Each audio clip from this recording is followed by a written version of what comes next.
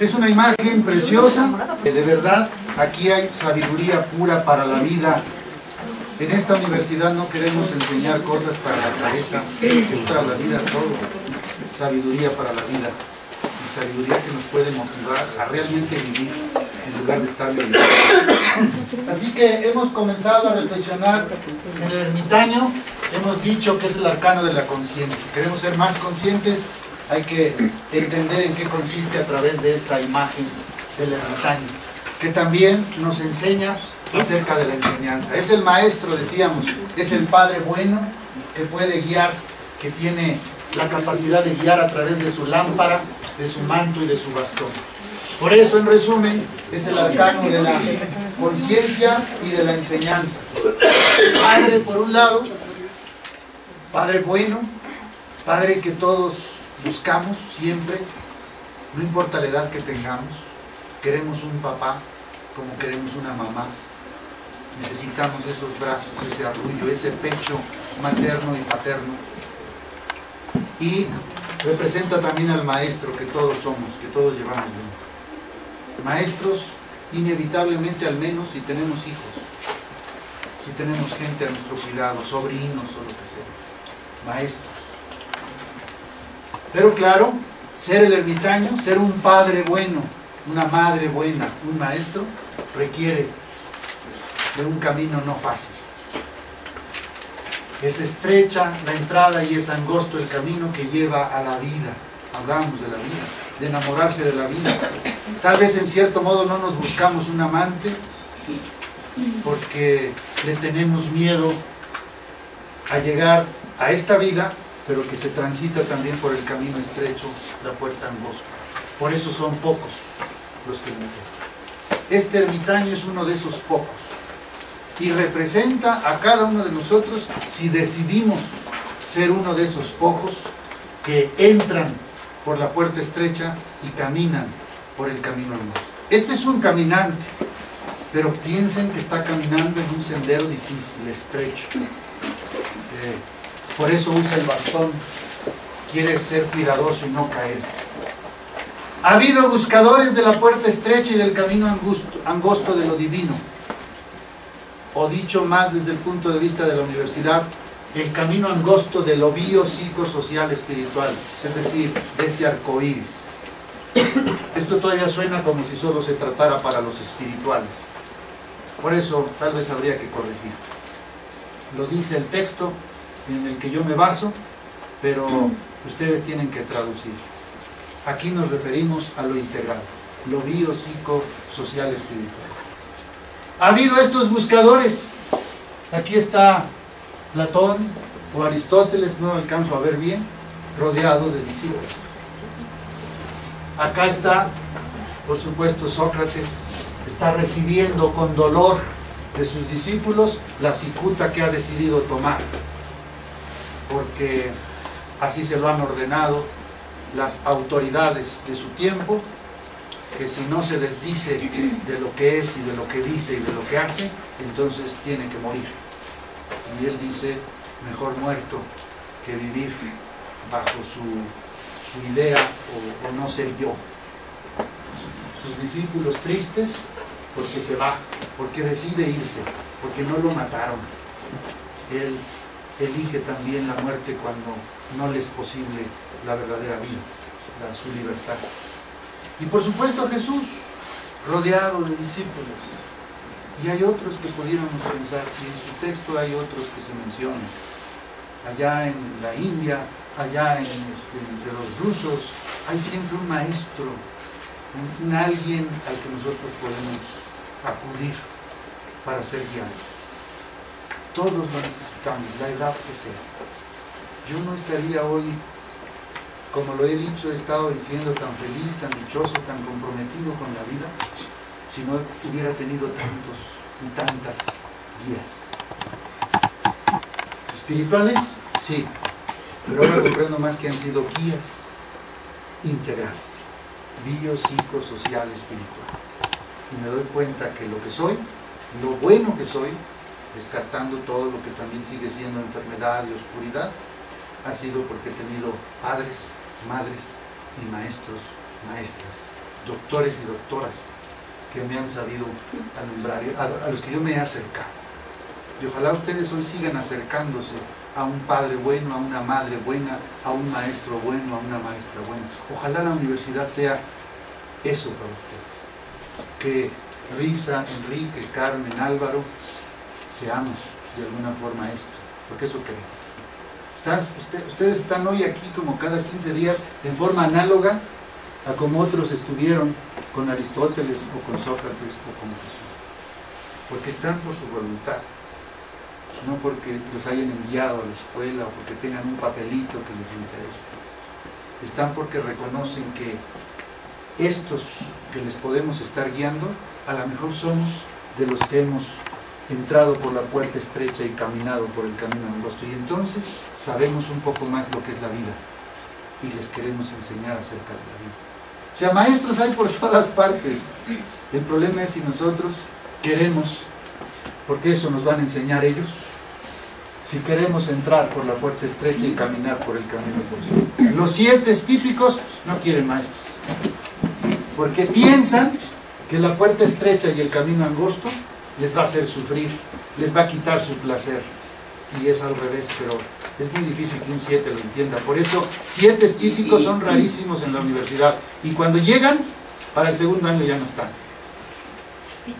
Los que siguen son los 6 con A a la 7. Los que son 1 con una dirección a 7, por supuesto, o un 5, esos sí están aquí, seguro. Pero el 7 típico, no tenemos hoy uno aquí, yo no lo veo. No creo que alguien me diga que aquí alguien fuera un 7 tal cual. Entonces no se me ve mi cara de depravado. Sí, pero debe ser por otro número, no directamente. Otros que no están aquí, normalmente en la universidad, pues es también porque se les dificulta de alguna forma esta puerta estrecha o camino angosto. A veces algunos 4 que llegan a entrar, después como todos lo sufren, pues imagínense un segundo año para un 4. A veces les pasa a los 5, pero los 5 porque se pelean con el maestro. Los 5 son maestros, saben muchas cosas.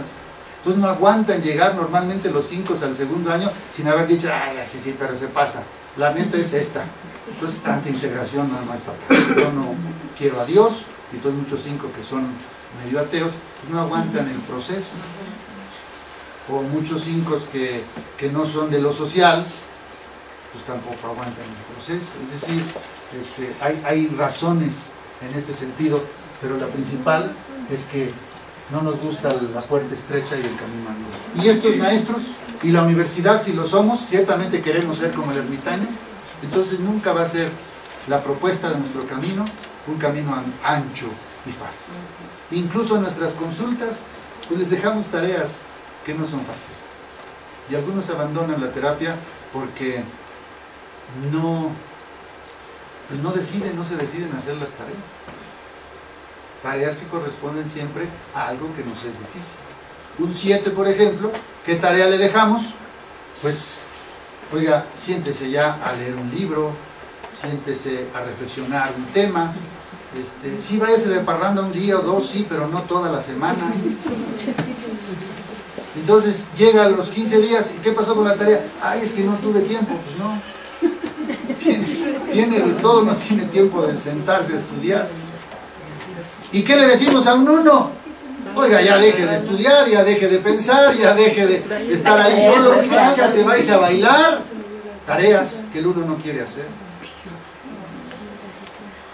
Y así cada uno de ustedes sean, por eso es importante que sepan quiénes son y quién quieren ser, qué números son.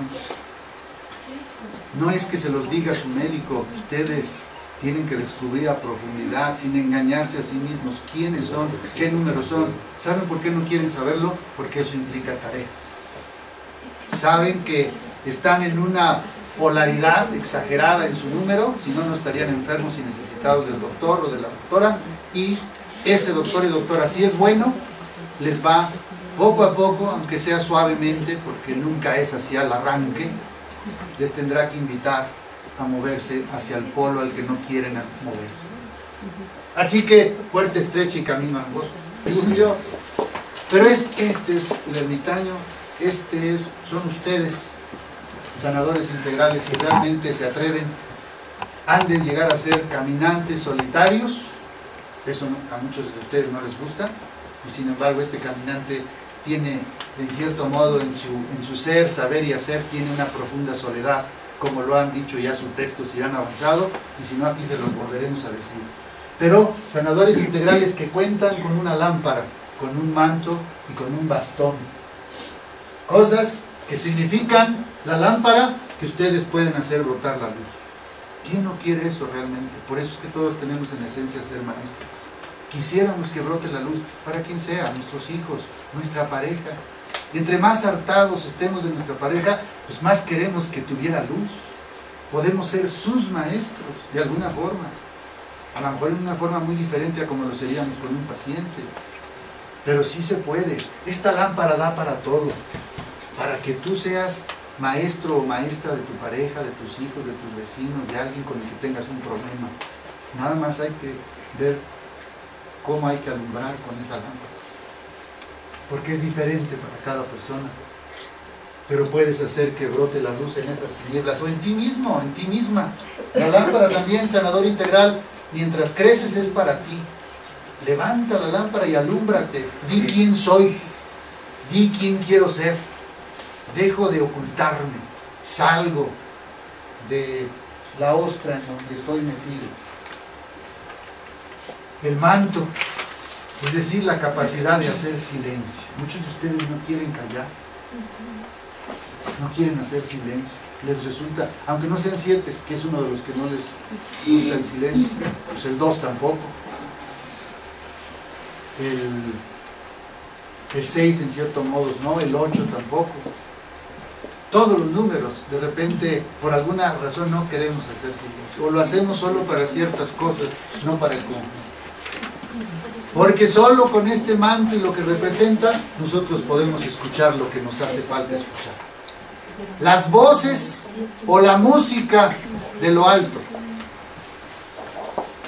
Voces o música de lo alto, que es lo que necesitamos escuchar, cada uno diferente. Dios habla diferente a cada quien. Dios no habla para el vecino, habla para ti. ¿No? Es frecuente en las iglesias donde está un pastor o un sacerdote dando un sermón, la señora le da el codazo, ¿no? O él. Es decir, lo que está diciendo, hoy lo que dice el padrecito es para ti. Y lo más frecuente que pasa en un sermón de un padrecito es que primero ella le dio un codazo y después ahora como que se la regresa. Ese es para ti. Es decir, no oímos lo que nos toca, sino lo que le toca al otro.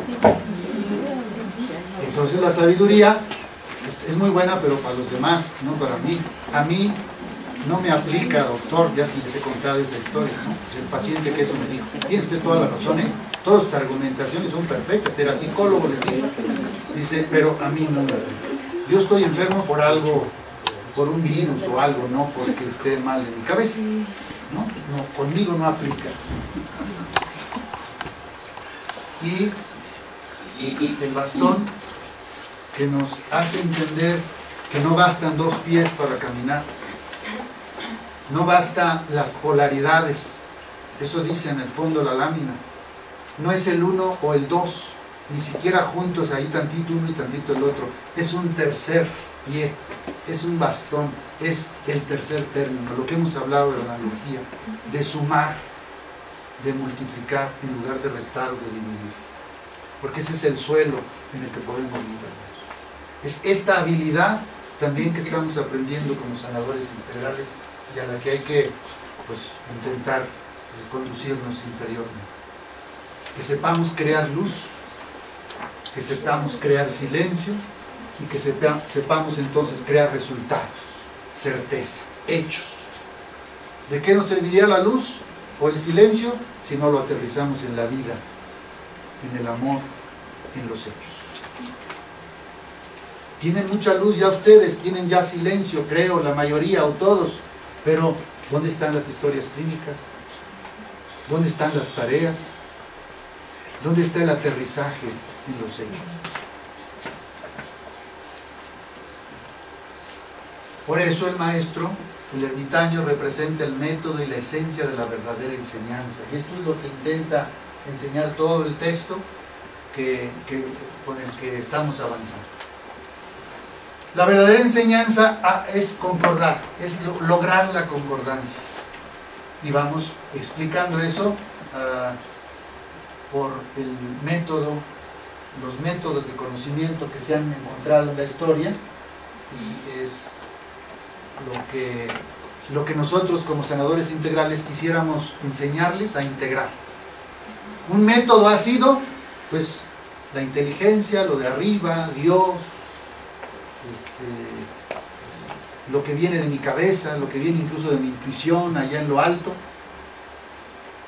Y es muy bueno ese método. El punto que decimos en la universidad y que nos enseña el ermitaño: no basta solo ese, decide sumar, no te quedes con uno, sino avanza hacia el dos. El dos lo ponemos más acá en el extremo. La experiencia auténtica e inmediata, no la razón, sino mi experiencia, lo que yo toco, lo que veo, lo que siento, lo objetivo, lo que está aquí abajo. No me anden ahí por las nubes.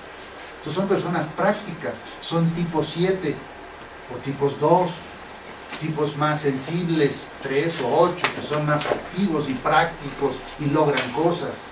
Aquí la tierra, no me hagas cuentos, no me enseñes filosofías ni espiritualidades. Aquí la vida, sí, también, por supuesto, a mí me gusta esto tanto como aquello. Tal vez yo sea más de aquí y menos de acá como persona, como ser humano, pero he comprendido, es parte de la sabiduría que me han enseñado otros padres y maestros. Suma, Álvaro, suma tu razón con los hechos, con la vida. Tu pasión por lo divino, súmale la pasión por lo terreno, también por la carne, por la sangre, por el agua, por las cosas divinas que también son, porque fueron creadas a imagen y semejanza. Las dos, sumando. Y por supuesto entonces brota el conocimiento, el método de la analogía, que es la suma, y más que la suma de estas otras cosas. No es que yo pegoteé razón y experiencia, o lógica e intuición, o ideas abstractas y hechos, así, un rato una y un rato la otra. No, es de alguna forma descubrir cómo a través del método analógico yo soy una persona integrada totalmente en eso. Ni siquiera se nota a veces si actué por razón o actué por decisión práctica. No se nota porque no está separado. Mi vida, en todas mis decisiones, en todos mis hechos, está todo unido. No dejo de pensar, pero no dejo de sentir. Ustedes, algunos son más de pensar, les falta moverse hacia el sentir. Algunos de ustedes son más del sentir, pero les hace falta moverse hacia el pensar. Y así estamos todos. El ermitaño nos enseña a hacer este movimiento y lograr el equilibrio. Y por eso hemos comenzado a hablar de las oposiciones. Pero la síntesis, eso es lo que significa el método analógico. Síntesis de dos oposiciones. Y la primera que hemos visto es la oposición idealismo-realismo. Tesis, idealismo, antítesis, realismo, síntesis, una especie de suma, de multiplicación, un tercer término, una tercera forma de enfrentar las cosas. Porque algunos son más idealistas y otros más realistas. Le dan mucho más importancia acá a la conciencia y acá a las cosas, a lo que sucede fuera de mí, aquí a lo que sucede dentro de mí. Dos idealistas como Hegel dicen que la conciencia es anterior a toda cosa. Dios, conciencia, crea todo. En lo universal es primero. Las cosas surgen hasta después. Pero los realistas, Spencer por ejemplo, dice no, espérate. Primero son la materia y el caos y poco a poco brota la conciencia. Dios mismo es una idea del hombre que surge posterior. ¿Y el pleito entonces? Y nosotros somos más de un lado, más del otro, hasta que nos integramos, como enseña el maestro, el ermitaño. El solitario que ha sabido caminar por el camino angosto y ha entrado por la puerta estrecha. Ese ha aprendido, ahora sí que por la estrechez seguramente, por lo angosto del camino, ha aprendido que ni una ni otra son ambas de alguna forma unificadas. No es fácil la unificación, por eso es puerta estrecha y camino angosto. Si fuera fácil, pues todo el mundo sería integrado. Lo que es tan difícil que la mayoría preferimos morirnos desintegrados. Es decir, en la mía. Tareas que me dejen, yo sigo en la mía. Hoy otra vez, ¿qué pasó? No, pues es que tampoco, es que no he podido, mire, pretextos y más pretextos, y pasan las semanas y pasan las quincenas. Yo lo he vivido y seguramente sus maestros y doctores lo viven con ustedes, con la mayoría, todavía. Esperando a ver a qué horas reaccionan, a qué horas dicen sí a la unificación de aquello que les tiene mal, y que les tiene mal porque están polarizados en un sentido. Los idealistas dicen, las leyes, las ideas, qué grandes son, lo demás es lo de menos. Los realistas dicen, no, las leyes y los conceptos, bueno, aquí me equivoqué, creo, ¿verdad? No, leyes y conceptos, es que no es la idea que después aparece. Leyes y conceptos van del sujeto al objeto. Dicen los idealistas, nosotros somos los que construimos la realidad. Sujetos hacemos lo que sucede afuera. Los realistas dicen, no, ¿qué te pasa? Es al revés. Los objetos de afuera existen y tú y tu mente pues llegan a conocerlos o a saber qué son. En cierto modo te hacen a ti. Pues son pleitos medio filosóficos, de esto ni le hagan mucho caso, ¿no? Vamos a lo práctico. Dicen los idealistas, la cabeza es lo que cuenta. Dicen los realistas, las cosas, el mundo, la vida es lo que cuenta. Pues lo que estamos diciendo es la misma oposición de la que acabamos de hablar. Bueno, hasta latinajos les pongo aquí para que más se espante, ¿no? Dicen los idealistas, nada hay en los sentidos que primero no hubiera estado en la inteligencia o en el interior. Dicen los realistas, no, nada hay en la inteligencia que primero no hubiera pasado por los sentidos. Y ambos en cierto modo tienen razón. El punto es que no se dan cuenta que no tendría por qué estar habiendo este pleito. Dicen entonces los idealistas, tiene primacía y prioridad conciencia, espíritu, lo subjetivo, lo abstracto, lo intelectual. Dicen los realistas todo lo contrario, vean que está en conexión con como lineal. Lo real en contra de conciencia, la materia en contra del espíritu, lo objetivo en contra de lo subjetivo, lo concreto en contra de lo abstracto y la experiencia en contra del intelecto. ¿Quién tiene razón? Nos preguntamos. ¿El idealismo, con su ídolo del intelecto y con su monismo que niega la experiencia del mal, o el realismo con su idolatría de las cosas y con su dualismo tinieblas, luz, cosa, pensamiento? ¿Quién tiene razón? Porque aquí los idealistas que pretenden que hay pura luz en sus concepciones, no, también hay tinieblas. Hay verdades que lo parecen solo y son ilusiones. También la mente juega con nosotros. Y por supuesto, pues también hay errores e ilusiones en el mundo de las cosas. Vemos algo y resulta que no era. En ambos lados, los que se guían más por lo ideal o por lo real, hay error, hay equivocación. Y por eso terminábamos la vez pasada diciendo que no hay que caer de rodillas, es decir, no hay que irnos por un lado, no adorar una de las partes, ni ante el intelecto, ni ante el mundo o las cosas. Y la propuesta es, si hay que adorar, si hay que ponerse de rodillas, en todo caso que sea a lo sagrado, a lo divino, a Dios. Y lo interesante de este concepto, al menos en esta clase, es que Dios, el Dios encarnado, el Dios cristiano, ayuda mucho a comprender como unidad de los opuestos, porque Dios es luz, es abstracto, es invisible, pero al mismo tiempo se ha hecho carne, se ha hecho cosa, se ha hecho sangre, se ha hecho material. El más espiritual de los seres resulta que se hace el más material y el más pequeño y pobre y asesinado y perseguido y todo eso. Más carne que el Dios hecho carne. Es por eso que ayuda a este concepto y por eso une lo real y lo ideal. Se puede decir como una especie de síntesis, pero estos términos no ayudan, ni siquiera son agradables al oído. Logista, que no es más que la suma de lo ideal y de lo real. Integración. Es una integración. ¿Y de dónde viene la palabra logista? Pues de logos.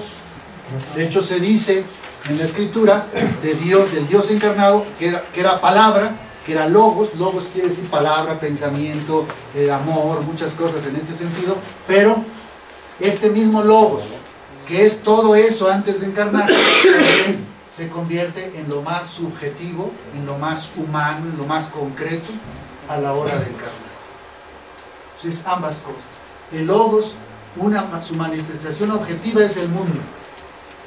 Se hace mundo, se hace parte del mundo, se hace carne.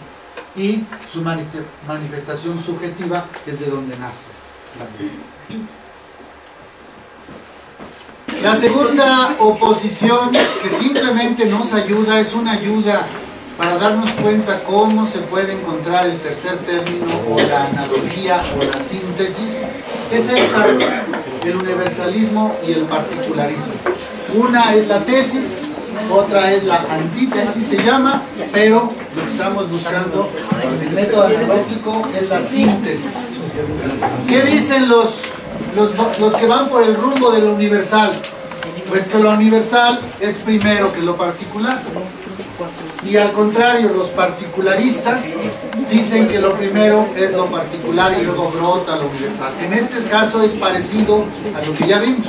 Pongan aquí a Dios y pongan aquí a su creación.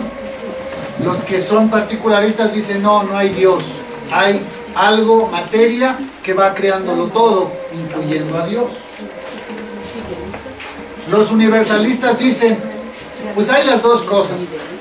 La verdad es que hay lo universal y lo particular, pero lo mero bueno, lo más real y lo de más valor es lo universal, el todo, lo grande, Dios, por lo tanto, etc. Y dicen los particularistas, no, yo acepto que haya universal, pero lo que cuenta, lo que tiene más valor es lo particular, lo concreto, una persona, algo que existe y no las meras ideas. Dense cuenta cómo las cosas pueden sonar bien en ambos lados. Más concretamente, ¿qué dirían los universalistas? Pues que la humanidad es más real y más valiosa que el hombre individual. Y dirían los particularistas, no, el hombre individual, un hombre es más valioso que toda la humanidad. Tú no puedes, dirían, matar a un hombre con tal de que la humanidad sobreviva. Pero hay otros que dicen lo contrario, dicen no, mejor que se muera un hombre porque lo que cuenta es la humanidad.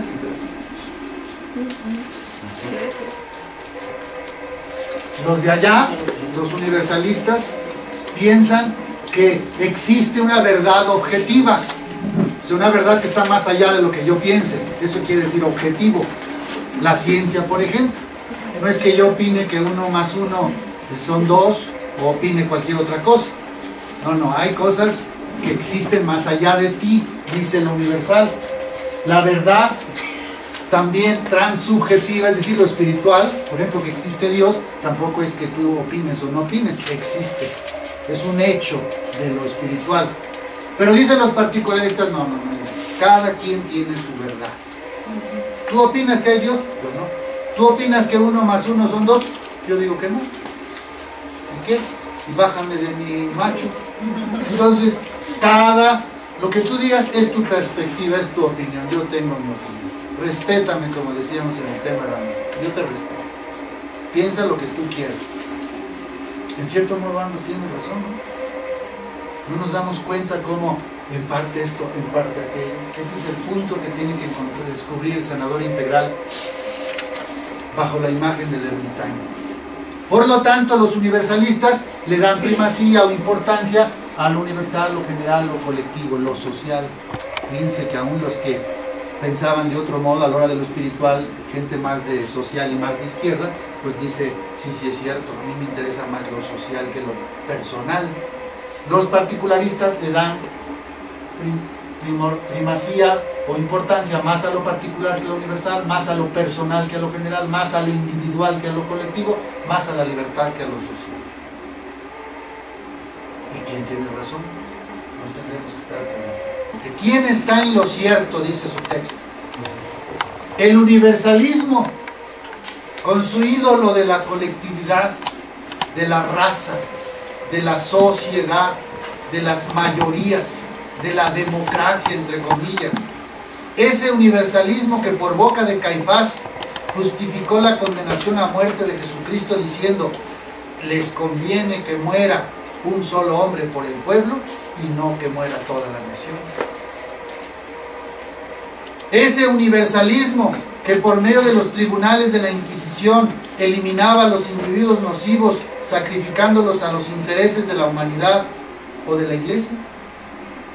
Ese universalismo finalmente que colocando la raza o la clase por encima de los individuos exterminó a millones de judíos y gitanos por mano de los nazis y a otros millones de campesinos acomodados, así como a numerosos miembros de las clases altas sirviéndose de los bolcheviques.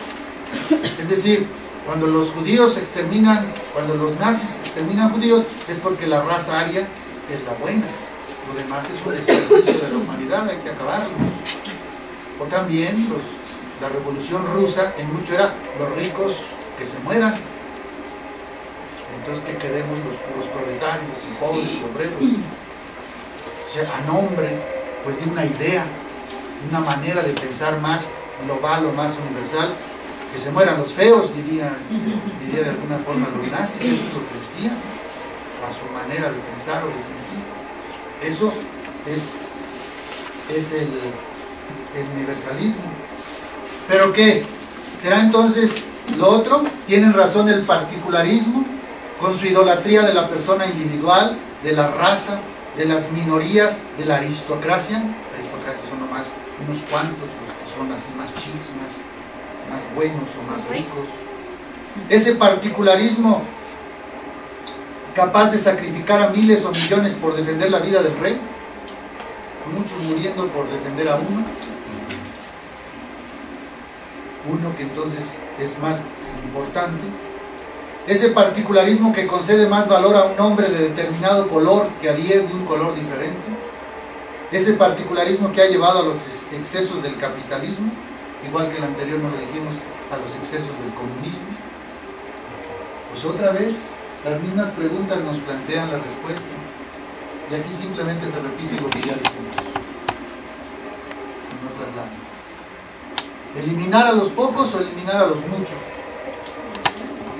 La raza, la clase por encima de los individuos, o los pocos individuos fuertes por encima de los muchos débiles. Comunismo, capitalismo,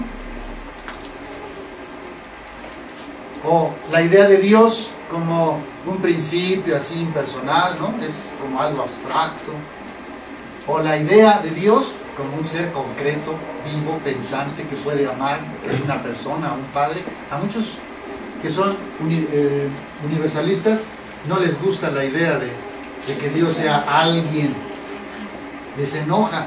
Aceptan a un Dios, pero como una especie de cosa extraña, una fuerza, una energía, dicen. Pues es un modo de pensar. Otros pensamos que Dios es algo real, es una persona que se comunica conmigo, con ella, no es un algo, no es una especie de cosa que me creó así como una inteligencia, aún así. Yo no me enamoro de una inteligencia, me enamoro de una persona que tiene contacto directo conmigo. Claro, eso suena raro para los universalistas, dicen que eso no existe, precisamente por su manera de enfocar las cosas. Solo integrándose se puede entender que exista una idea de Dios como algo personal. Y aquí, ojo con los espirituales aquí presentes, que muchos lo son, pero no han tenido una experiencia de Dios. No se sienten realmente amados o que les hable o con quien puedan hablar. Es una idea. hablan a sí mismos cuando oran, no están realmente platicando con otras personas. Si no hay esta experiencia, pues es una espiritualidad que le falta integración, tremenda integración. De hecho, creo que los excesos de las espiritualidades equivocadas o no equivocadas, sino que hacen trastornos y dañan en lugar de construir, son las ideas así como de un Dios abstracto. Cuando hay una experiencia de un Dios concreto, todo cambia en la vida, uno se hace mejor persona, no peor. No se ocurren los fanatismos. Aquí es donde yo les decía, podemos tener como universalistas una visión de leyes, que es lo que cuentan las ideas, los principios. Tú te guías porque Dios tiene mandamientos, etc. Dicen estos, no, ¿qué te pasa? Somos comunidad de personas y lo que eso importa, las personas importan más que las leyes o los principios o lo que diga quien diga, aun incluyendo a Dios. El universalismo es parecido al idealismo y entonces el intelecto es lo que importa. Pero aquí hay que poner diferente a la oposición anterior, que el particularismo realista proclama el amor más que la inteligencia, el sentimiento. Y entonces vemos como de repente nos gusta más una afirmación que otra, porque en nuestro corazón, en la realidad de lo que somos, a veces nos movemos más a un lado y a veces al otro. No estamos totalmente de un solo lado. Hace rato poníamos acá lo social, ahora ponemos aquí el amor, que es un poco lo mismo. ¿Por qué? Es porque vean que son cuestiones filosóficas que simplemente nos enredan. No es tan lógica la cosa cuando hay estos pleitos. Los mismos que se pelean, de repente encuentran acuerdos. Eso es la señal de que de lo real en el conocimiento debería ser la unidad y no la oposición. Por eso, nuevamente, no caigamos de rodillas ni ante lo universal ni ante lo particular. Adoremos a Jesucristo, verdadero Dios y verdadero hombre. Lo mismo de hace rato, pero más claro. Dios es lo más universal del universal. Es la idea más grande y más universal. Pues el hombre es la idea más particular de lo que pudiera ser Dios. No todas las religiones plantean esta idea, pero las que tienen esta idea, pues son varias, pues ayuda a integrar los conceptos. Por eso, otra vez, ni lo universal ni lo particular, lo trascendente tal vez, aunque el concepto suene también medio gacho al oído, no es realmente un concepto que debiera utilizarse, pero es un ejemplo de lo que estamos intentando decir. Es trascendentista nuestra enseñanza. Tenemos que unificar estas dos cosas. Sí a lo particular y sí a lo universal. Sí a la humanidad y sí también al individuo. Esa es la difícil tarea del sanador integral y del ermitaño. Los dos conceptos, al fundarse en el Dios encarnado, Dios y encarnado son dos conceptos que se unen, entonces se resuelve cualquier complicación. En la encarnación del Logos, que es el universal básico, toma cuerpo en Jesucristo y en un particular básico. Con ideas filosóficas, pero si estamos comprendiendo lo elemental, pues no se nos deben complicar a la hora que leamos. Se hacen bolas con algunas partes. Tengo que decirlas porque nuestros textos son también para los que han estudiado un poco de filosofía. Yo no puedo solo escribir, no debo, como Universidad de la Cuarta República, para los que tienen más conocimiento de un área o del otro. Entonces, no se fastidien con eso, sino que cuando vean que no le entienden algo, sáltenselo, sigan con lo que sí le van a encontrar poco a poco lo que sí les es para ustedes, los que tienen que entender y ver. Entonces, la síntesis implica que seamos universalistas en el sentido del pensamiento, pero que seamos también realistas, particularistas en el sentido de la comunión social y del amor, ambas cosas. Si solo nos quedamos acá en el pensamiento, entonces nos hacemos fríos, como de hielo, como que no trabajamos en el rumbo de lo social y del amor. O si solo fuéramos en este sentido, puro amor, pero sin reflexión, pues no funcionaría. Y eso lo hemos explicado en otros temas. La verdadera enseñanza es como una alquimia espiritual, aunque aquí otra vez hay que poner alquimia biopsicosocial espiritual, esta integración, que por así decir une el agua con el fuego y lo convierte en agua viva. Lo dice su texto, por eso hago esta lámina, ahí se entiende mejor. pero es un concepto espiritual, o más bien biopsicosocial espiritual. ¿Recuerdan la madre? Cómo la luz o el fuego de las estrellas se une al agua que ella recoge. Ahí está la unidad. Ella es el intermediario entre el fuego y el agua, que al unirse, recuerden las dos vasijas, pues logra la unificación y la analogía, que es lo que estamos aprendiendo.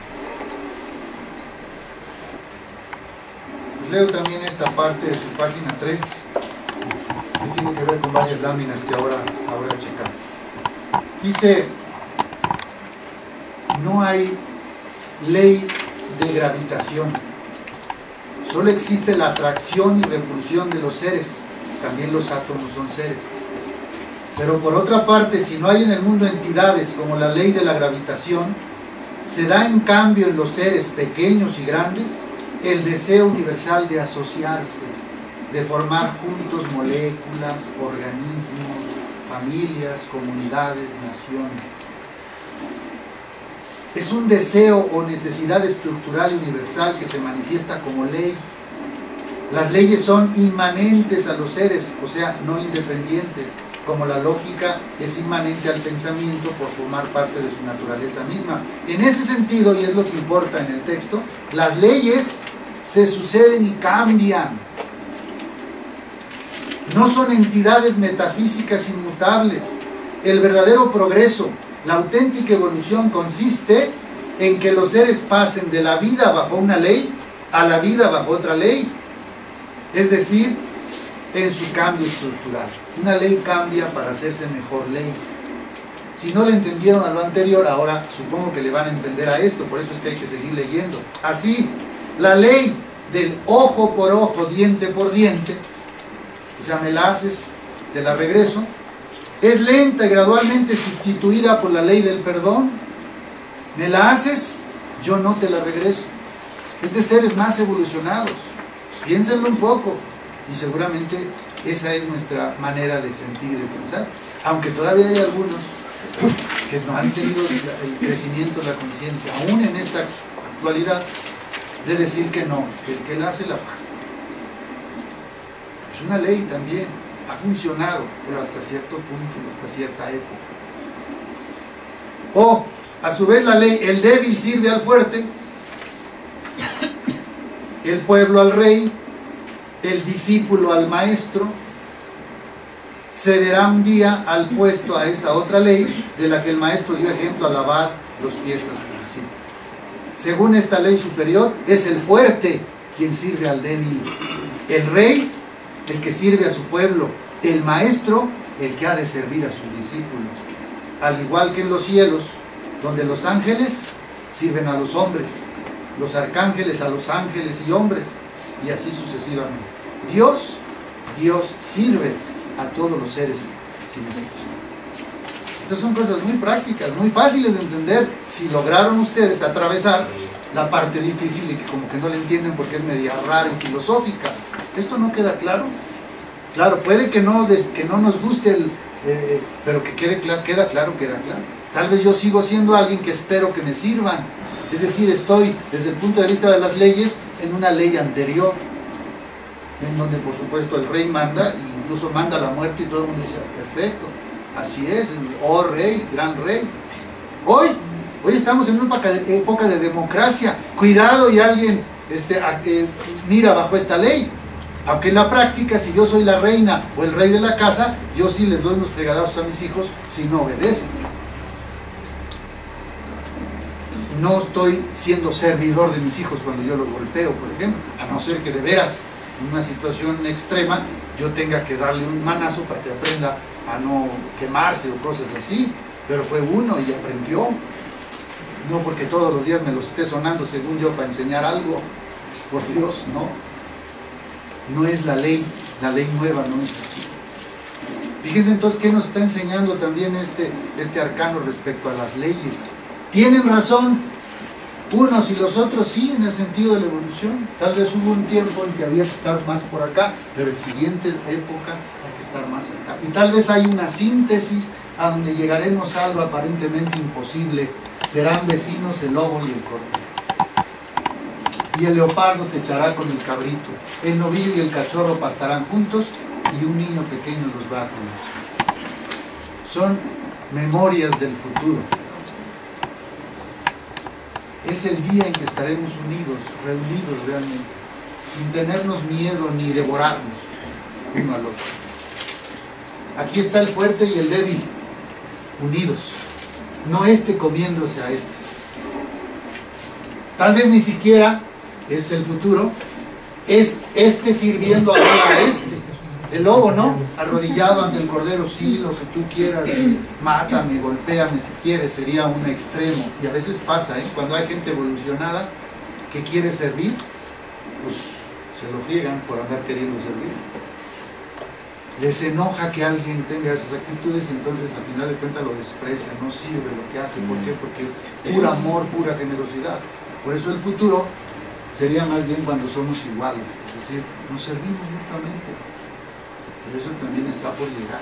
Si no hemos pasado todavía la primera etapa, si aquí todavía entre los que estamos aquí somos de los que queremos ser servidos y no servir, pues entonces llegar a esa etapa de unificación donde sirvo y me sirves es un milagro que raramente se ve todavía en nuestra vida. Tenemos que llegar a ese milagro ¿cómo? Primero acercándonos a la otra polaridad. Si hemos sido gente, si reconocemos que hemos sido gente que se la ha pasado haciendo su voluntad y haciendo que los demás hagan lo que quieren como lo quieren, ahora tiene que irse al otro extremo, solo así va a unificar. Tiene que empezar a hacer la voluntad de los demás, de su pareja, de sus hijos, de la gente a la que quiere o que le quiere. Tiene que servirles, lavarles los pies. Y entonces puede que, tal vez precisamente a partir de ese gesto, ambos logren unificarse. Estos dramas son cosas que ocurren en los matrimonios. Bueno, termino esta parte. De idéntica manera, la ley de la lucha por la existencia que Darwin observó en el terreno biológico, cederá un día el puesto a la ley de la cooperación por la existencia. ¿No? Hemos oído Darwin. ¿Cómo ha ido la evolución? Pues es que ha sido la lucha. Es lo que, ¿no? Uno mata al otro, pero eso es lo que nos va haciendo, sobreviven los más fuertes, todo eso. Es una ley, dicen, de la evolución.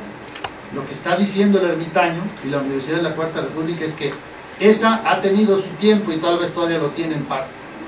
Pero llegará el día en que nos cooperemos, en lugar de avanzar, dándonos trancazos y matándonos. Que se da, de hecho, dice aquí el texto, en la cooperación entre las plantas en flor y las abejas, entre las distintas células del organismo y en el propio organismo social constituido por los hombres. El fin de la lucha por la existencia y el triunfo futuro de la ley de la cooperación por la vida fueron anunciados por el profeta Isaías. Aquí está. Eso acontecerá porque la nueva ley, es decir, un cambio profundo en la estructura psíquica y física de los seres, reemplazará la antigua ley, primero en la conciencia, luego en los deseos, aficiones y por último en la estructura orgánica de los seres. ¿Por qué tú todavía no eres servidor de los demás? Porque todavía tienes una estructura que viene de muchas generaciones que quiere ser servida y no quiere ser servida. No quiere servir. El maestro que lavó los pies de los discípulos es un evolucionado. Es un maestro. Es alguien que ya caminó lo que a ti te falta caminar. Y no es que sea más pequeño que tú, es al contrario. Exactamente cuando se arrodilla a lavarte los pies, es lo más sublime y grandioso que uno se puede imaginar incluso para uno mismo. Pero no lo entendemos. O lo entendemos, dice, primero en la conciencia, pero luego tiene que ir a los deseos y a las aficiones. Es decir, ¿lo entiendes? Que quieres ser servidor, incluso, pero tienes que ir al deseo. Que te guste servir. Ese ya es un paso más complicado para la mayoría. Y dice, por último, que sea tu estructura. Es lo natural. Yo llego a un lugar y veo en qué puedo servir. No llego a aplastarme a ver qué van a hacer por mí. Cuando es estructura, entonces vives para servir. Eres servidor. Pero eso es un futuro seguramente lejano para la mayoría de nosotros. Al menos para mí, todavía le cuelga. Y ojalá ustedes lo descubran así de sí mismos. Las leyes, repetimos entonces, se suceden y cambian. No son entidades metafísicas inmutables. Términos filosóficos que se pueden saltar si no le entienden. ¿Qué es eso metafísico inmutable. Bueno, lo mismo sucede con los principios y las ideas. El sábado ha sido hecho para el hombre y no el hombre para el sábado. La ley, pues, es para tu servicio, no para que tú estés ahí haciéndole caravanas a las leyes. Como aquí en México, los poderosos y las oligarquías, es que la ley, respetemos a la ley. Claro, les conviene esa postura. Son renegados y peligrosos todos los que quieren desobedecer nuestras leyes santas y sacrosantas, en cualquier rumbo. Hay que leerles lo que dijo Jesús, no porque tuviera falta de respeto por las leyes. Dice, es que las leyes son para el hombre, no al revés. Existen, tienen razón los particularistas, existen las leyes para el servicio del hombre, para eso se hicieron. Y cuando ya no sirvan, hay que cambiarlas. No digas que es renegar, que es peligroso, que es desobediencia. En este momento hay leyes en México que deberíamos desobedecer todos. Pero como no lo hacemos, pues son unos cuantos los que la pagan y encarcelan y persecuciones y lo que sea. Si ante la atrocidad de Luz y Fuerza y todo lo que significa de fondo, nos hubiéramos negado a apagar la luz ahorita mismo, no existiría el conflicto. Pero nos engañan, gastan un montón de nuestro dinero para convencernos y entonces ahí estamos pagando el nuevo recibo y ya la pagaremos. Ya de rato estarán quejando que no hay dinero porque yo no he pagado la luz, pero soy de los pocos. Aquí mismo, los que estamos aquí más conscientes, seguro la mayoría ya ni no. Ahí está. ¿Qué le de hacer ni que me quede sin luz? Yo hasta ahorita no sigo con luz. Ya veremos el futuro. Total, existen las lámparas. Como antes tuviera luz, no sé si con el internet, ¿qué? Me voy al Vips, un café de ¿cuánto? ¿10 pesitos? O 12 pesitos. Estoy toda la tarde con mi computadora, internet gratis, por 12 pesos. No es un problema. Digo, para todo eso. Total, ya. Esto dijimos, y esto también ya lo dijimos, las leyes solo existen entonces en los y para los seres. Fíjense, al poner de los dos lados, estamos diciendo lo que estamos diciendo. Los que defienden las leyes tienen razón, pero también oigamos a los que dicen el individuo cuenta, depende para qué, son para los seres particulares. El sábado es lo que decía. Las leyes cambian y crecen. ¿Por qué? Porque cambiamos nosotros. Hubo un tiempo en que la ley de la esclavitud existía. Ya hoy ni modo que digan que se aceptaría en nuestro mundo actual una ley que dijera puede haber esclavos, seres humanos esclavos. De todos modos los hay, pero de otra manera. Pero tal cual la ley que tú puedes comprar un ser humano para tu... Ya no, porque ya cambiamos. Dentro de lo mal y lo mucho que nos falta por cambiar, ya logramos. Eso es lo que debe ser la evolución al entender que las leyes no son eternas. Antes las mujeres podían votar, era una ley. ¿Y qué decían entonces cuando algunas mujeres decían, no, pero no es justo que, ay, renegadas, peligrosas, encarcélenlas, porque no respetan la ley? Pero las leyes cambian y crecen. Ya lo dijimos, la ley del talión por la del perdón, el débil sirve al fuerte, por el fuerte servidor del débil. Lucha por la existencia, no, cooperación por la existencia. Son cosas que todavía faltan y que nosotros tenemos que comprender un poco más. Bueno, hasta aquí le dejamos porque ya no logré más avanzar.